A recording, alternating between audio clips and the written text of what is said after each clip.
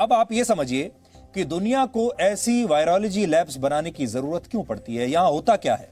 Biosafety level 4 वाली labs में दुनिया के सबसे खतरनाक वायरस पर रिसर्च की जाती है। इनमें इबोला, स्मॉलपॉक्स, प्लेग और दूसरी खतरनाक बीमारियां फैलाने वाले वायरस होते हैं। इनमें से ज्यादातर वायरस बहुत जानलेवा होते हैं। ये वायरस अगर किसी दुर्घटना की वजह से इन लैब्स से लीक हो जाएं तो इनसे महामारी फैल सकती है। इसलिए इन लैब्स की सुरक्षा का बहुत ध्यान रखा जाता है और सुरक्षा यहां पर बहुत जरूरी होती है। इन लैब्स में काम करने वाले वैज्ञानिकों और शोधकर्ताओं को पॉजिटिव प्रेशर प्रोटेक्टिव सूट्स पहनने होते हैं, जिनसे इनका शरीर पूरी तरह से ढका हुआ होता है। और अगर किसी वजह से इन सूट्स में कोई छेद हो जाए तो हवा अंदर जाने के बजाय बाहर की तरफ जाने लगती है, ताकि इसे पहनने वाला व्यक्ति संक्रमण से बच पाए।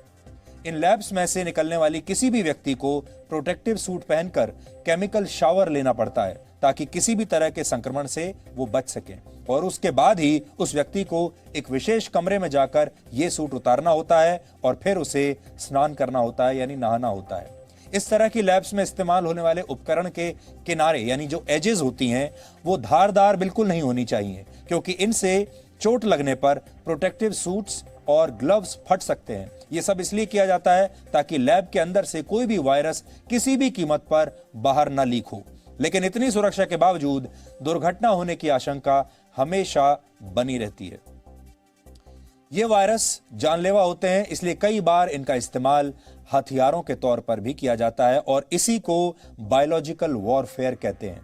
वर्ष 1972 में लागू हुए बायोलॉजिकल वेपन्स कन्वेंशन के तहत इनका हथियारों के रूप में इस्तेमाल करना प्रतिबंधित है, यानी कोई भी देश ऐसे किसी भी वायरस का हथियार के रूप में प्रयोग नहीं कर सकता, यह प्रतिबंधित है। और दुनिया के 170 से ज्यादा देश इस संधि पर हस्ताक्षर कर चुके हैं और वो लिख कर दे चुके हैं कि वो कभी भी किसी वायरस को हथियार के रूप में इस्तेमाल नहीं करेंगे।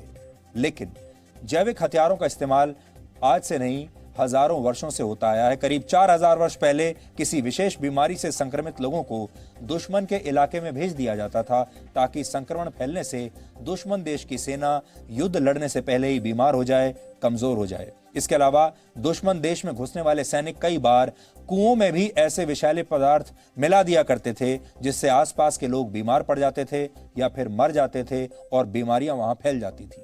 कहा जाता है वर्ष 1763 में ब्रिटेन की सेना ने अमेरिका के मूल निवासियों के खिलाफ स्मॉल पॉक्स को एक हथियार के तौर पर इस्तेमाल किया था, जिससे अमेरिका के सैकड़ों मूल निवासी मारे गए थे।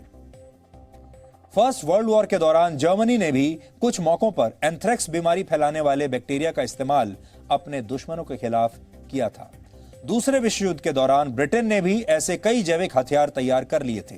आतंकवादी भी कई बार इन जैविक हथियारों को हासिल करने की कोशिश करते हैं और यह माना जाता है कि एक पारंपरिक हथियार की तुलना में जैविक हथियार 99.5% सस्ते पड़ते हैं और इससे नुकसान पारंपरिक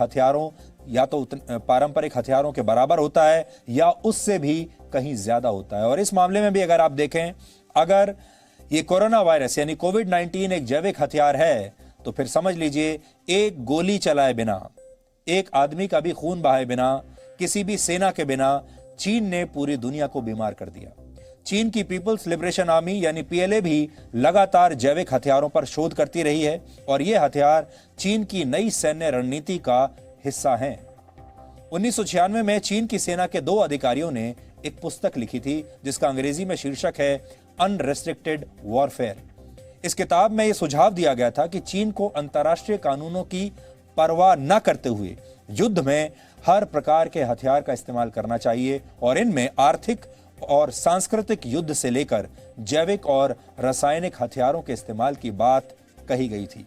अब आप समझ लीजिए, चीन ने जो लापरवाही बरती उसका नतीजा क्या होता है, ये पूरी दुनिया देख चुकी है, आप भी देख चुके हैं। आप अपने अपने घरों में आज बैठे हैं, जब बाहर निकलते हैं तो इस खौफ के साथ निकलते हैं कि कहीं आप भी संक्रमित ना हो जाएं। ये सब कुछ क्यों हो रहा है, अब धीरे धीरे आपको समझ में आने लगा होगा।